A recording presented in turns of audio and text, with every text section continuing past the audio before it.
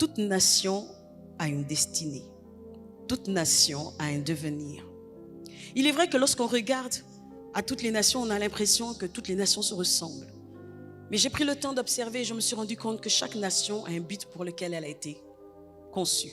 Il est vrai que chaque nation a un but particulier par rapport à ses citoyens. Mais de façon générale, chaque nation n'existe pas en vain parce que les Écritures nous disent très bien que Dieu a fait toutes choses pour un but.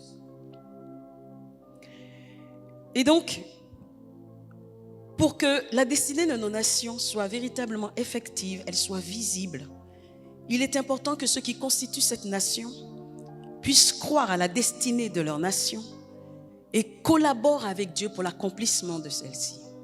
Lorsqu'en général on parle de vocation, nous avons comme l'impression que la grande commission se limite uniquement à évangéliser, à se concentrer sur les non-convertis et à se contenter de faire prospérer nos églises, avoir des positions, des responsabilités dans nos différentes communautés.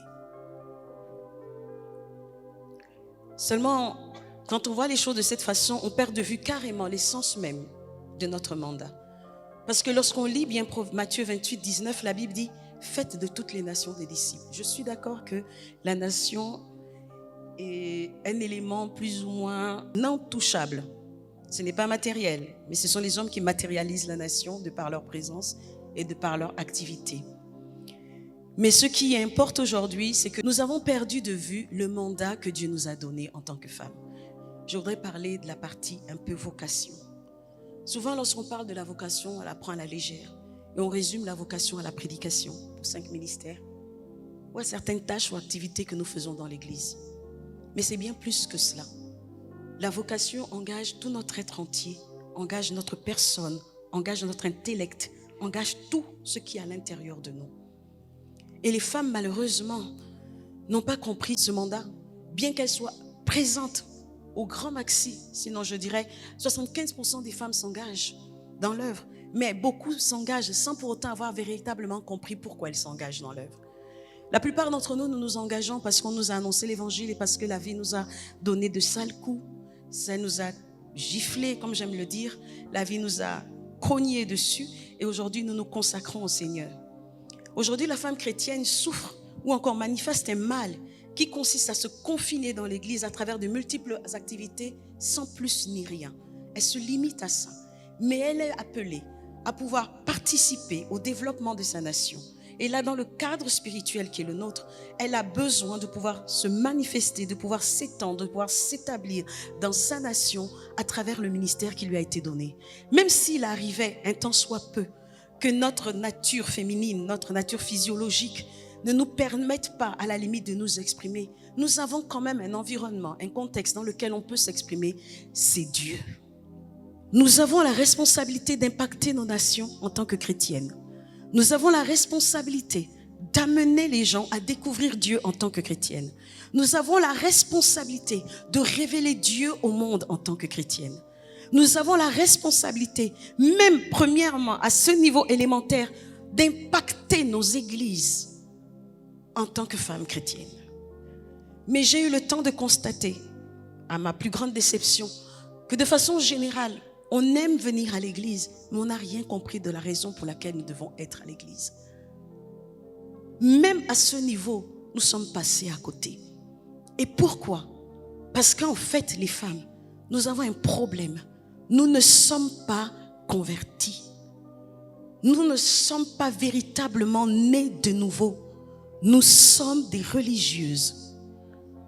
Nous n'adorons pas Dieu, ce Dieu grand et redoutable, mais nous adorons l'idole Dieu que nous avons conçu, créé, dirigé, dicté la manière de se tenir et de vivre.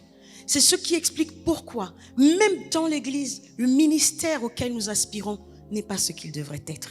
La gloire qui devrait se dégager de chacun d'entre nous n'est pas celle qu'elle doit être. L'impact que nous devons manifester dans nos demeures et dans nos communautés n'est pas ce qu'il devrait être.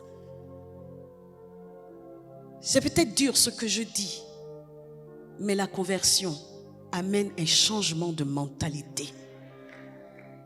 On n'est pas converti pour prier, on n'est pas converti pour prêcher. Prêcher, c'est élémentaire. Le plus important, c'est d'être dans ce que Dieu m'a donné de faire et d'accomplir ce que Dieu m'a demandé de faire.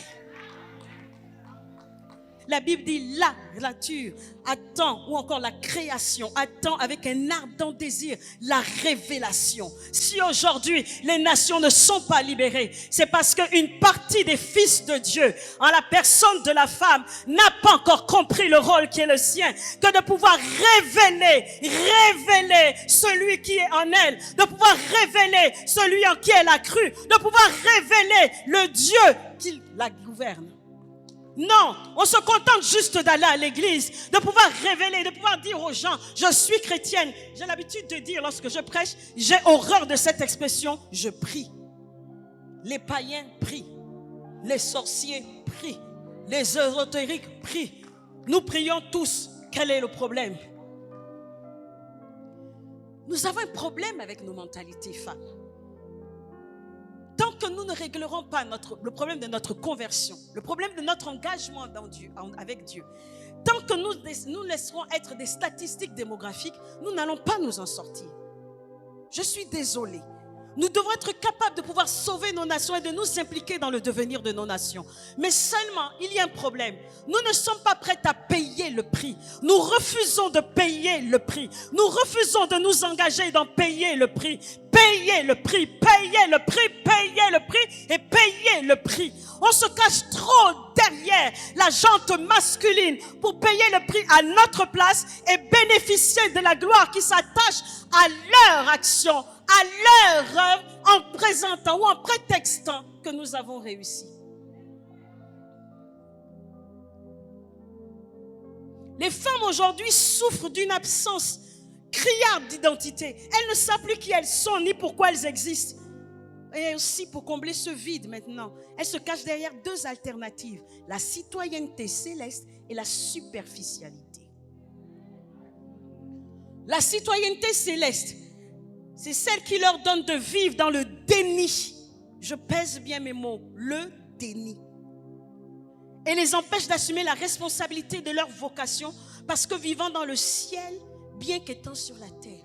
En d'autres termes, il faut que les femmes comprennent que le Seigneur ne peut pas, en tant qu'être humain, nous dissocier de notre nation. Parce qu'il ne nous considère pas comme une personne isolée, mais une personne concernée par la nation. Être chrétienne, ce n'est pas prier seulement. Être chrétienne, ce n'est pas lire la Bible ou apporter de hautes révélations. Être chrétienne, c'est porter sa nation. La seule façon pour nous de pouvoir amener le monde à reconnaître le potentiel que nous incarnons, à reconnaître qui nous sommes, c'est d'être. Mais être quoi? Pas une femme. Être ce que Dieu dit que vous êtes. Parce qu'on l'est. On ne peut pas le changer. Physiologiquement, on est des femmes. On a tout ce qu'il faut pour être des femmes. On n'a pas à prouver le contraire. On l'est. Mais ce n'est pas ce que Dieu attend de nous. Dieu attend de nous que son lui à l'intérieur de nous se démarque